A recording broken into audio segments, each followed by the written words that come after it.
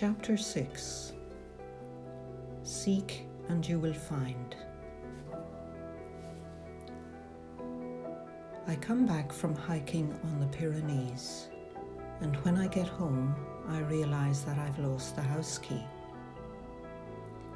I look for it in my pockets, my backpack, the car, the hiding places in the garden, in every possible and impossible place, but the key is nowhere to be found.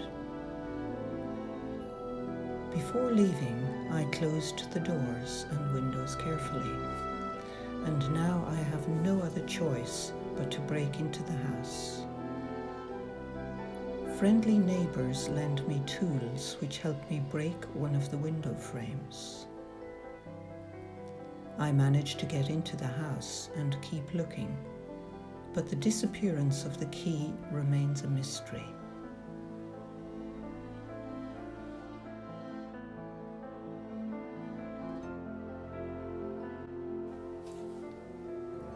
When we lose something, we get worried and become frantic seekers searching for the missing object. But even if what was lost is found, the mind is never completely satisfied. Something always seems to be missing. However, it is not the lost object itself which causes concern. We lose ourselves when we become engaged in the search, and as a consequence, feel like a separate entity located in and limited to the physical body.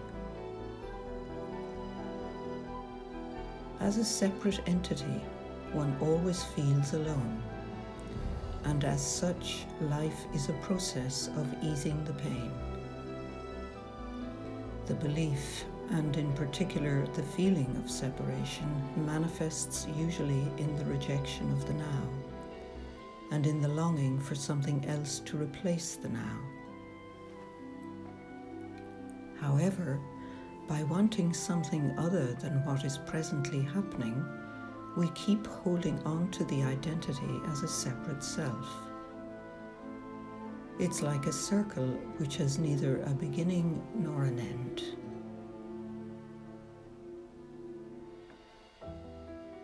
Likewise, by contemplating the essence of identification, I feel like I'm going around in circles. Who or what is the one who identifies? Intellectually, I understand the metaphor of the dreamer and the dream. However, I cannot figure out why or how the character in the dream gets identified with its role. It is also clear to me that the body is an instrument for perception, so it is neither the perceiver nor the knowing element in perceiving. Thus, I am not my body, but rather the one who is using it, and hence there is no way for the person to be the identifier. The issue of identifying keeps on bothering me. By excluding other possibilities, the only remaining option seems to be that it is consciousness which is the identifier. However, due to the identification with something that is impermanent and limited, the finiteness of that object would displace a little bit of consciousness's infinity. And then consciousness would cease being infinite and unchanging. But by any means, this is not possible.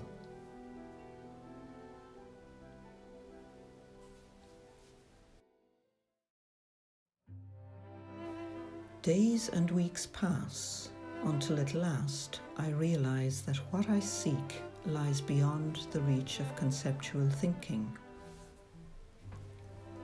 I surrender my quest, letting go of the search, and in the absence of questions, answers find their space. One early morning, In the twilight's gentle embrace, I enter a realm where there is no trace of duality.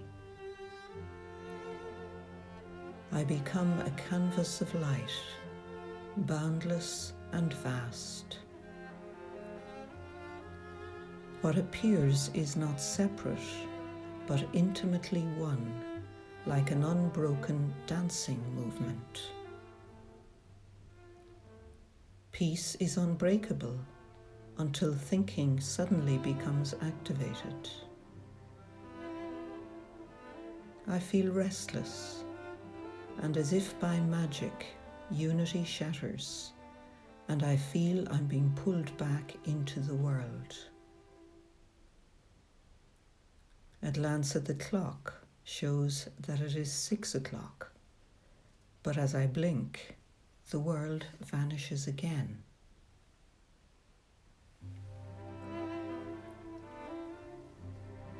Resting in oneness, there is no past nor future, only timeless being unclaimed. Everything is perfect, and there is nothing missing. Quietly, however, a thought, a desire sneaks its way into the Garden of Eden. The thought that I could grasp and hold on to this paradise-like state. The thought has hardly appeared, and I return to the dualistic world's movement. I glance at the clock and realize it's a minute past 6.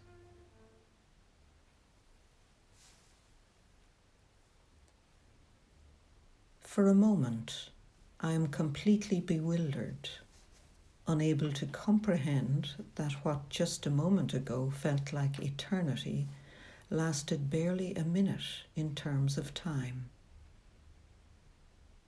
Then everything becomes clear. I realize that the activation of thinking automatically sows the foundation for dualism, and as a consequence, time and space appear. Thinking abstracts fragments from the wholeness creating the thought and impression of a body living in the world. From this perspective, it feels true that I am the body within which I reside.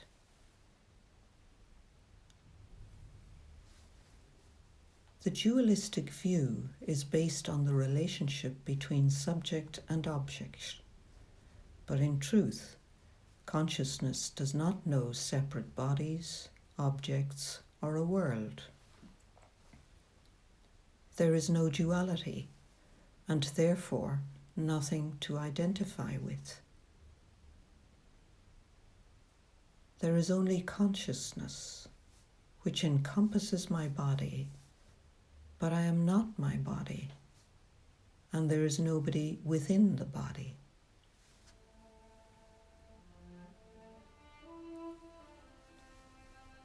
I understand that the body is a projection in the mind, with no inherent existence of its own. The illusion of a separate body arises when the mind becomes activated and identifies the self, in other words, consciousness, with the body. The resulting persona is like a mask that veils reality. And even though it is just a veil, it comes at a cost. We fall into the sleep of ignorance, where the imagined characters begin to live their own lives. The gate to paradise seems closed forever. But our task is to awaken from the enchantment of the mind's world and see that division, or dualism, is only an illusion that has never actually occurred.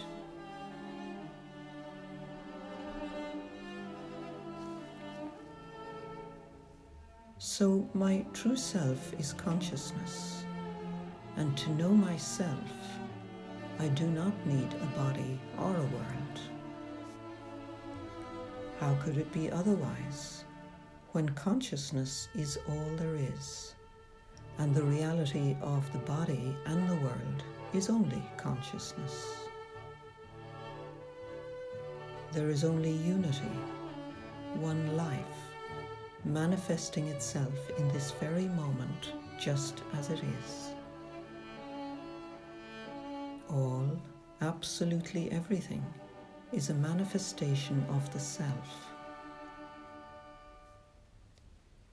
What I have imagined as reality is a dreamlike picture composed of thoughts, images, and perceptions. Yet their reality and ultimate essence is consciousness, the ever-present now, transcending all manifestations and knowing only itself by itself.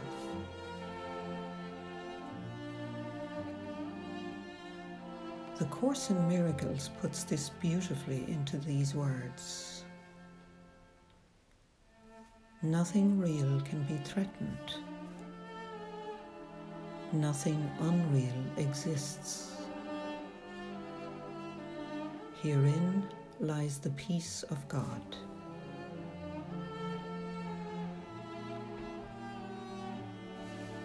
However, in the middle of mental turbulence, peace seems to be lost. It feels like being magnetized by thoughts, images, and beliefs. In the moment of attachment, peace is veiled by a fluctuation of thoughts and actions rising by them. From the point of the persona, peace is a state of mind that can be achieved by processing or changing the mind in one way or another. The peace of mind is never permanent, for the simple reason that the separate body-mind is an illusion, devoid of a lasting foundation. At times, my own mind becomes restless, burdened with countless questions and seeking solutions for problems. Nonetheless, I recognize the realm of peace hidden in all manifestations of mind.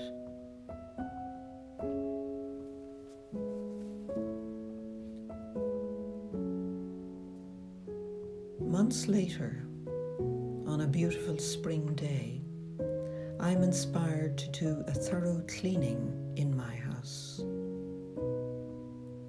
The merciless sunlight reveals the dust that has been accumulating in the corners and on the furniture. I find myself carrying out carpets and pieces of furniture.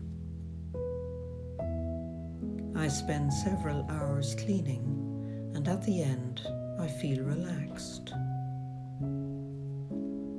The physical tiredness gives me a much-needed break from thinking. I slowly sink into the nothingness beyond the mind, and before long, I rest in being.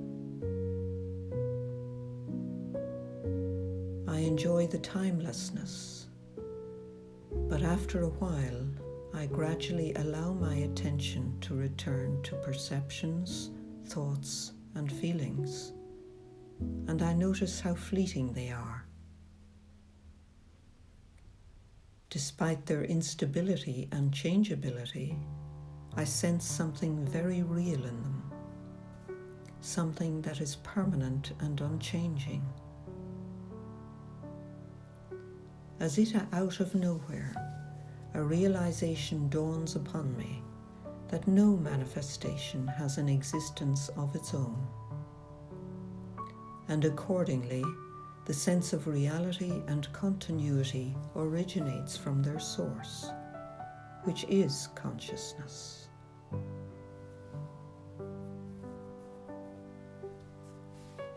As a narrator, I gaze around from the position of an observer, without naming or labeling anything I perceive.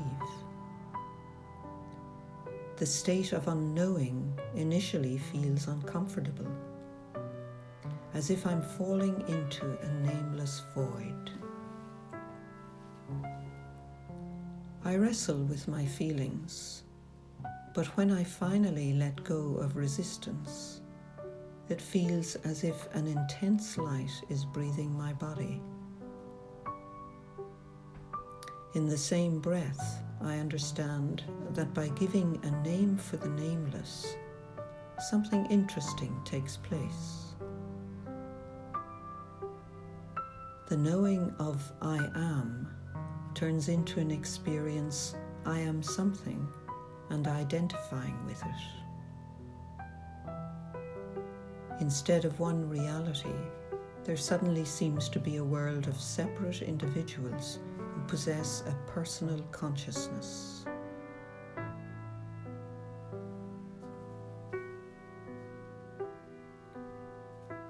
I am enjoying the cleanliness and freshness of my newly cleaned home. Eventually, I start arranging the living room furniture, when suddenly I see a chink on the floor. My jaw drops open as I stare at the lost key without understanding anything. All of a sudden, it's clear to me that it is thought alone which imagines that awareness shares the destiny and the limits of the body.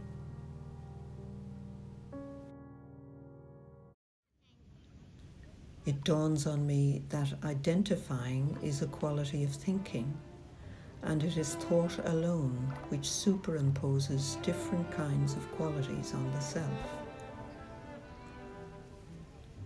Hence, the true identifier is neither consciousness nor the persona, but a thought. It is slowly thought that does the identification and veils our being with the limitations of the body and the mind, and calls it I. My world is turned upside down. I take my mask off and see that she who seeks doesn't find, but she who doesn't seek will be found and will see her own light shining on all objects.